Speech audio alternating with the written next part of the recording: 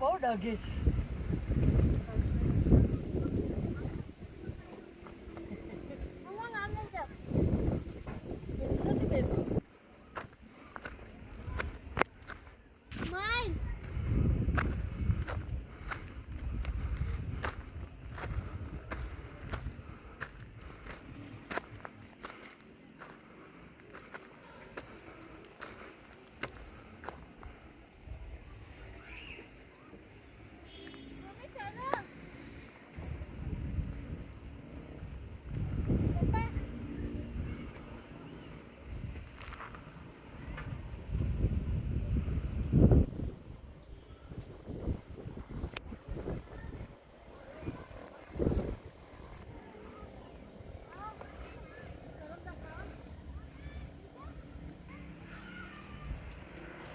કદમ કેવી જાય કદમ કરમદા મસ્ત લાગે.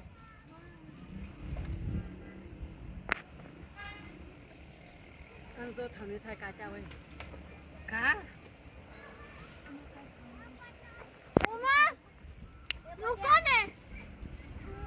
ચડવા દે ને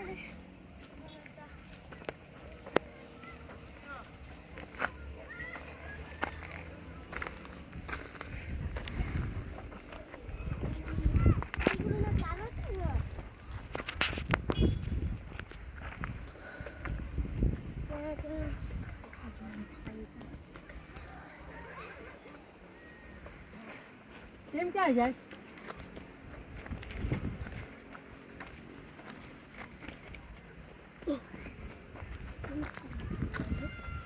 ઓ માં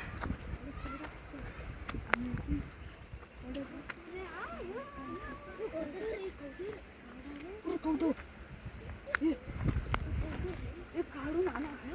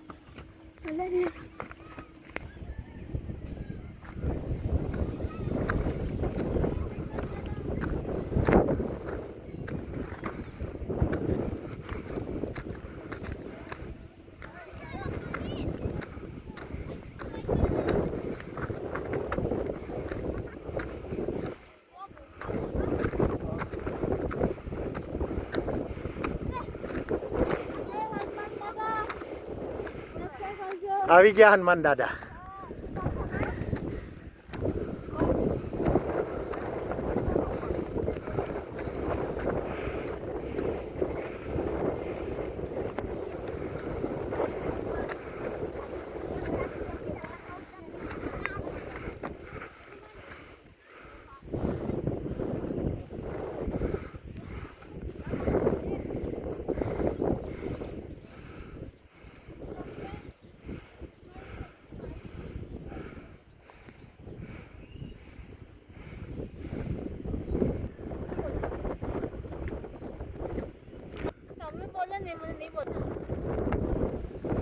આજે મારો બર્થડે છે અને આવી રીતે ડુંગર ચડીને ફર્સ્ટ ટાઈમ ટ્રેકિંગમાં મારું સપનું પૂરું થયું. હનુમાન દાદાએ મને શક્તિ આપી પર જાઉં છું આવી રીતે એ પણ મારા બર્થડેના દિવસે પહોંચી ગયા.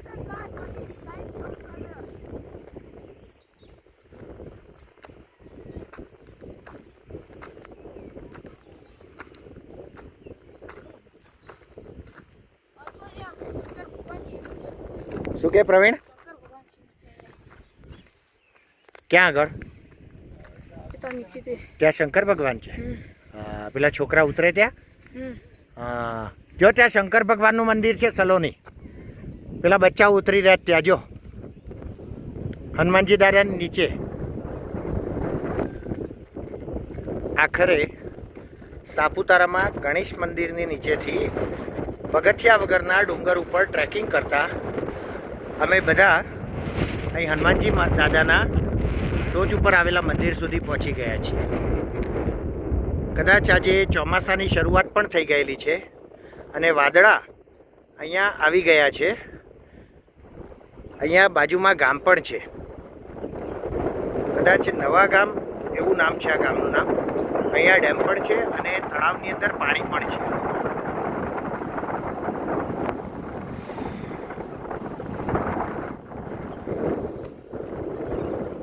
આ ડુંગરની ટોચ ઉપર છીએ અમે. કદાચ સાપુતારાનો જે ડુંગર છે એના ઉપરની ટોચ ઉપર અમે છીએ. અનાયાસે અહીં ગણપતિ બાપાના મંદિરે દર્શન કરવા આવતા 3-4 છોકરાઓને આ ડુંગર ઉપર ચડતા જોઈને અમને પણ ઈચ્છા એવી થઈ કે આપણે પણ આ ડુંગર ઉપર ચડીએ. ડુંગર ઉપર ચડતા જોયું તો પગથિયા તો નથી, પરંતુ અહીંયા ગામનો એક 9મા ધોરણમાં ભણતો પ્રવીણ નામનો વિદ્યાર્થી એ અચાનક અમારી સામે આવ્યો. આ પ્રવીણ છે, એ 9મા ધોરણમાં ભણે છે અને એને કીધું કે હું તમારી સાથે આવું છું. તો અમને એ ગાઈડ કરતો કરતો અહીંયા મંદિર સુધી લઈને આવ્યો છે. બીજા છોકરા પણ એની સાથે આવ્યા છે.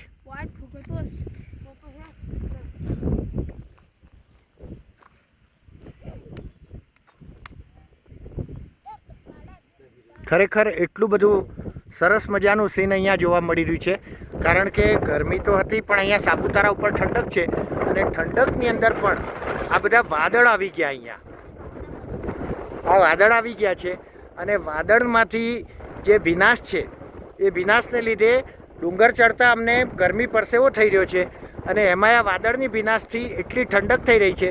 ખરેખર આ વસ્તુ કેવી રીતે કહેવી એ કંઈ સમજમાં જ નથી આવતું. તમારું કંઈ કહેવું છે? કાંઈ નહીં, બસ મસ્ત વાતાવરણ છે. શું અનુભવ થયો? કેવો અનુભવ થયો આ ડુંગર ચડતા? પહેલા તો ટાઈમ કર્યું, બહુ મજા આવી. તમે તો પહેલા ચડવાનું ના પાડતા હતા. મજા આવી. મજા આવી ગઈ ને? તો હનુમાન દાદાની કૃપાથી, ભગવાનની કૃપાથી આપણે ધાર્યું હોય એના કરતાં અને ન ધાર્યું હોય એવું પણ ભગવાન અનુભવ કરાવી દે. ખરેખર આ સીન વારે ઘડીએ મને લેવાનું મન થાય છે કે આ ડુંગરની ટોચ ઉપરથી સાપુતારાની અંદર આવું તો સીન મને લાગે છે કદાચ બહુ ઓછા લોકોની નજરમાં આવ્યો હશે અને આવો અનુભવ અમને મળી ગયો.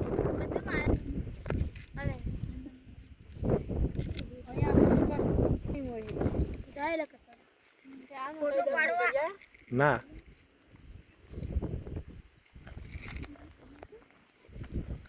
આ ઉપર માતાજી છે.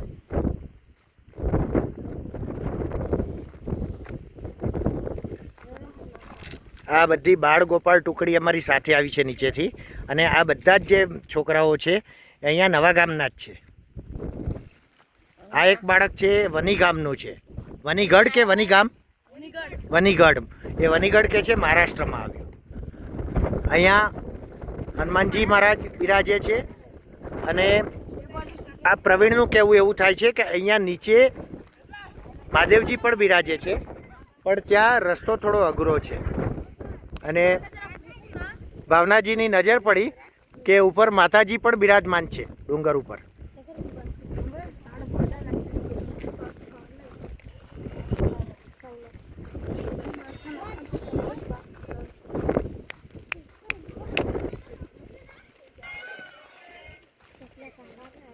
ચપ્પલ કાઢવા પડે.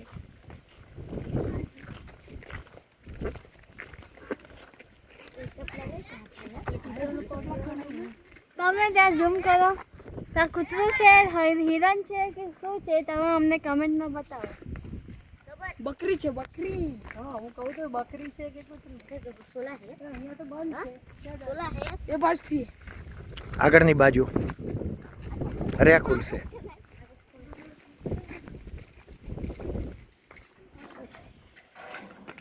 આ બધું લઈ ચડાય. જો આ બાળકો છે ને તો નારિયેળ પણ લઈને આવ્યા છે. નારિયેળ લઈને આવ્યા છે. હા, આ પણ નારિયેળ લઈને આવ્યો છે. કેમેરા સામે શરમ આવે છે, કંઈ વાંધો નહીં. જુઓ, તમે જુઓ છો આવડા નાના બાળકોમાં પણ ભગવાન પ્રત્યે કેટલી આસ્થા અને શ્રદ્ધા છે. અનાયાસે એ અમારી આ યાત્રામાં સહભાગી બની ગયા છે.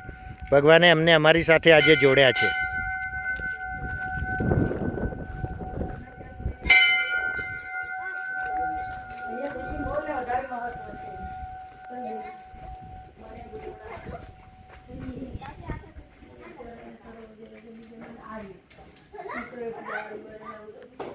અહીં મંદિરમાં ખૂબ જ સારી સ્વચ્છતા છે. સરસ મજાની ટાઇલ્સ પણ અહીંયા લગાવેલી છે.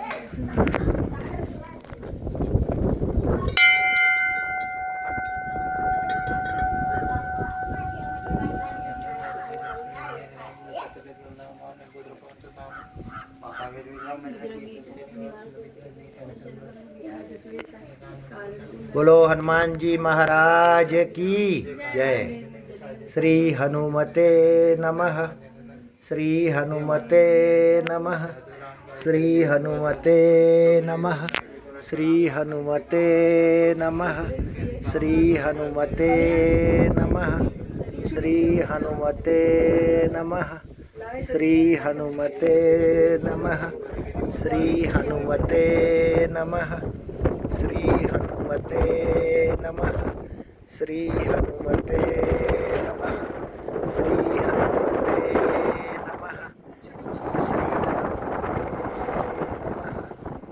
શ્રી હનુમતે નમઃ. પ્રવીણના કહેવા અનુસાર અહીંયા હનુમાન દાદાની પૂંછડી પણ છે. મંદિરના પાછળના ભાગે હનુમાન દાદાની પૂંછડી છે. શ્રી હનુમતે નમઃ. શ્રી હનુમતે નમઃ. શ્રી હનુમતે નમઃ. શ્રી હનુમતે નમઃ. શ્રી હનુમતે નમઃ. શ્રી હનુમતે નમઃ. શ્રી હનુમતે નમઃ. શ્રી હનુમતે નમઃ. શ્રી હનુમતે નમઃ. શ્રી હનુમતે નમઃ. શ્રી હનુમતે નમઃ. શ્રી હનુમતે નમઃ. શ્રી હનુમતે નમઃ.